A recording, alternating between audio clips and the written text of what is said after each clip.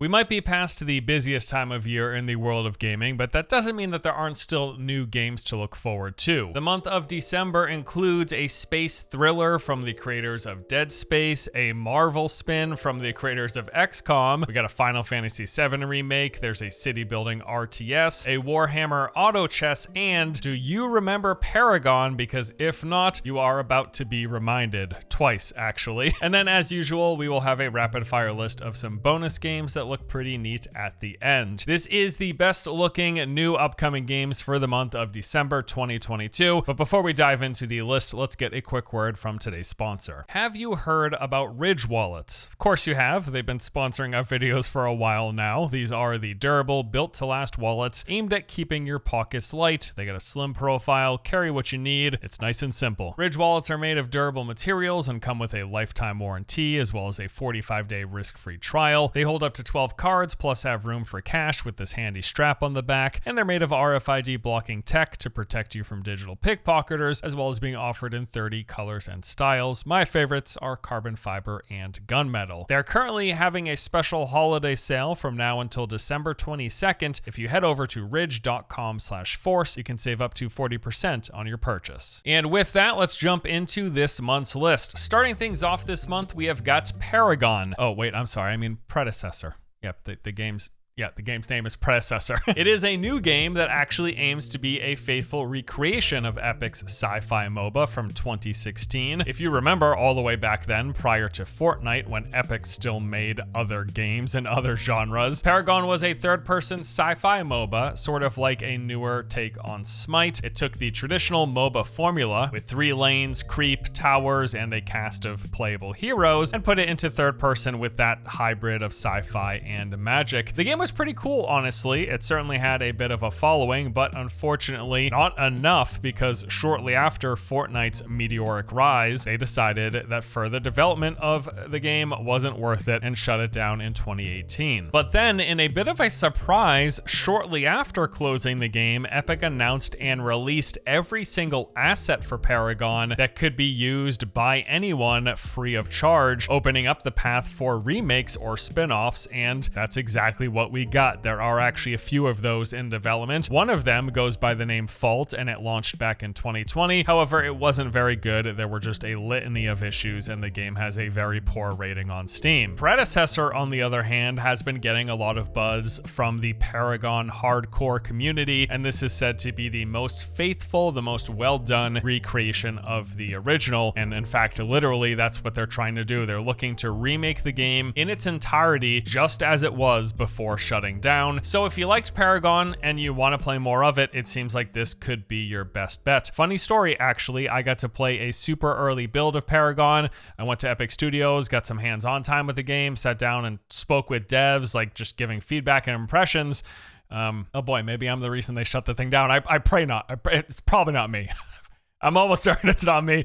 Predecessor, the faithful recreation of Paragon, will be launching into Steam Early Access on December the 1st. Speaking of games that are like other games, next up on our list is the Callisto Protocol, also known as totally not Dead Space. No, but really, it's pretty much Dead Space in everything but name. It is a narrative-driven, third-person survival horror game set in space from the creators of Dead Space. You'll be exploring abandoned facilities with lots of dark corners and fog, a wet gooey substance all over the place, while fighting back twisted monstrosities and getting pants scared off occasionally as well. Yeah, like I said, it's Dead Space. In fact, they even have the similar immersive UI with the player's health display built into the suit, except this time, instead of being on the spine, it's located on the neck. Players will take on the role of Jacob Lee after being thrown into a maximum security penitentiary located on Jupiter's moon, which is where the name Callisto comes from. All of a sudden, inmates around you begin transforming into monstrous creatures, and the prison breaks into chaos, so you have to battle your way to safety and try to escape. They say that the game will offer a unique unique blend of shooting and close quarters combat. There'll be a variety of melee and ranged weapons, including various gravity guns. Again, kind of think Dead Space. We'll need to adopt our tactics to combat rapidly evolving creatures. They will mutate, and these mutations will require different solutions to eliminate them. And we'll also be scavenging for weapons, gear, abilities, and ammo. They say that resources will be fairly limited as well. Hey, you know what? I thought the first Dead Space was an awesome game, and this one looks just like that, so that's pretty good. I do want to mention, though, there has been some pre-release drama, specifically surrounding the decision to have a season pass, which will come with various cosmetic skins, game modes, and new death animations that you have to pay to unlock. Not exactly ideal in a single-player story-driven game. And what is going on with the game industry, huh? The Callisto Protocol launches on December 2nd. It'll be coming to PC, PlayStation, and Xbox for $59.99. Marvel Midnight Suns is a turn-based tactics game from Firaxis, the studio behind the XCOM series. Here you play as the Hunter, a legendary demon slayer leading a team of superheroes attempting to send an ancient evil back to the underworld. You might assume that this is just like XCOM, like Marvel Edition, but there's actually quite a few things that make the game different. Midnight Suns looks to blend a typical turn-based combat with a card system. So before every mission, you select a team of 3 heroes. Each have their own deck of 8 cards split between attack and defensive. And then every turn, you draw from these combined decks and will have to make decisions based on whatever cards you pull. There's an action system as well that will limit your number of moves, card plays, and redraws every turn. And it's the combination of those limitations along with the cards that you have where the strategy will become involved. The combat arenas have a bit of diversity. There are things like destructible terrain, objects that can be thrown, and spots to take cover. You'll face off against groups of mixed enemies while trying to complete objectives and track down bosses. And there's apparently a ton of RPG elements, like there's this home base called the Abbey, which functions as a quest hub, and there you can also chat with other characters with lots of different interactions and dialogue options. There's also a crafting system where you can make weapons, gear, and items. I think the game looks pretty neat. The biggest criticism early on was the rather simple and at times bland level design, but I think the mix of turn-based tactics and a card game with all of these RPG elements as an extra layer seems like it could be cool. I do know, however, that some early hands-on impressions seem a bit lukewarm, so we'll have to see how this one turns out. Marvel Midnight Suns will be launching on December 2nd, coming to PC, PlayStation, and Xbox for $59.99. Next up is Paragon, the Overprime. Yep, that's right, I said Paragon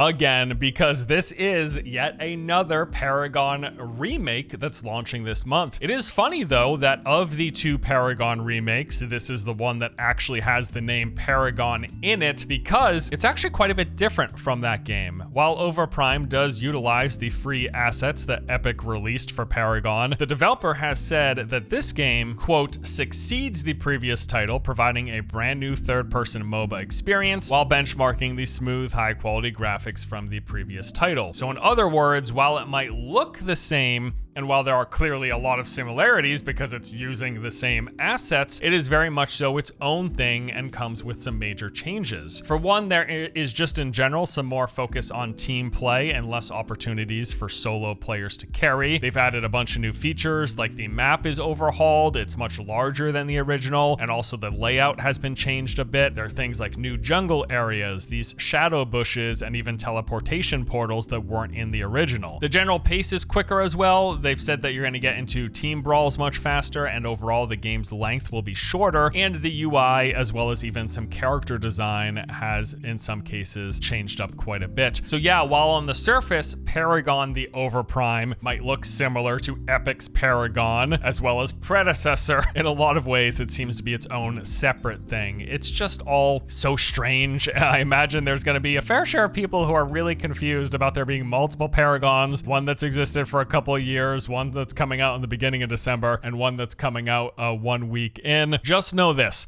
Predecessor is the Paragon clone, and Paragon the Overprime just looks like Paragon and uses most of its assets, but it's going to play quite a bit differently.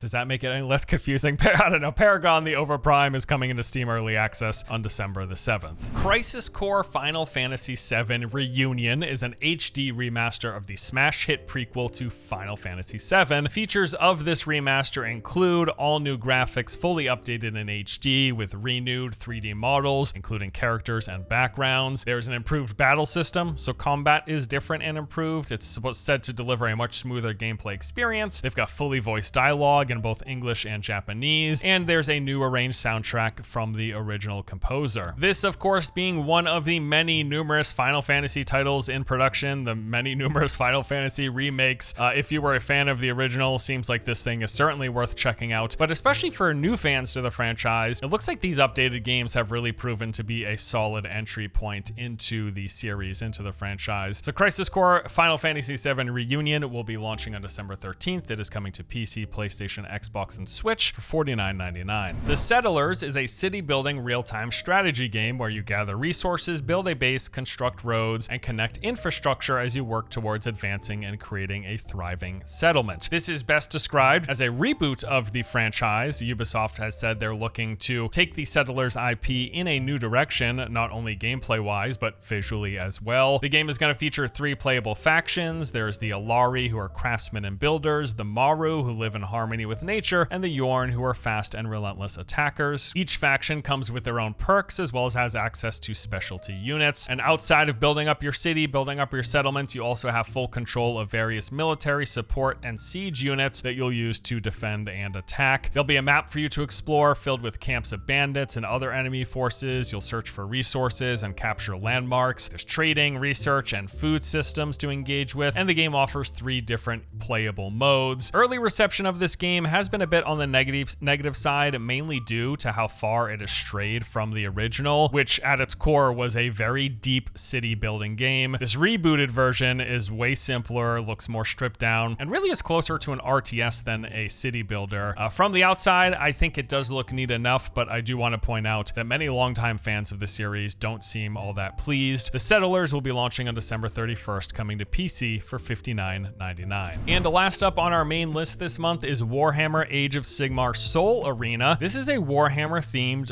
auto battler. So think about like Dota Underlords or Teamfight Tactics. It's like that, but with Warhammer. Before every match, you will pick a captain that suits a playstyle. There's things like control, mid-range, and aggro options. And then you've got your chess pieces, which are the units that will make up a bulk of your army. All of these can be combined and upgraded, and the goal, just like with other auto battlers, is to try to create these synergies that work well together and counter the armies of your opponents. You'll face off in a round robin of opponents, continuously upgrading, making your way through as you win, and trying to be the last one standing. The game has single player versus AI, online multiplayer with lobbies and tournaments, and even has ranked matchmaking and leaderboards. Now, back in a couple years ago, I played a ton of Dota Underlords, and I actually really enjoyed it. It's one of the very few simple autoplay games that I've ever had a good time playing. Normally, I like things that are a bit more active and engaging, and yeah, this game doesn't really have any active gameplay to it. It's more about the strategy. I found that it can be fun building different armies and seeing how they perform in these games. Warhammer Age of Sigmar Soul Arena will be coming to Steam on December 30th, and it is going to be free to play. And yes, as usual, let's wrap up with a few honorable mentions that didn't make the main list. First up, we have got Dwarven Skykeep. This is a pixel art strategy game where you build towers using a magical deck of cards. I've heard a lot about this game. It seems like this is one of the upcoming indie titles that will be something to keep an eye on. There's also another Warhammer game. This is Warhammer 40k Shootas, Blood, and Teef. It is a 2D run and gun platformer. Then of course we've got Need for Speed Unbound. Pretty big title. Lots of people I'm sure excited about it. Racing games. I just haven't been particularly interested in those for many years. It's the only reason it wasn't on my main list. But yeah, if you like racing games, a new Need for Speed is coming. That's pretty cool, right? Another game which is bound to be pretty big is Hello Neighbor 2. This is the stealth horror game sequel to Hello Neighbor. Massively successful. I hear all the kids love it.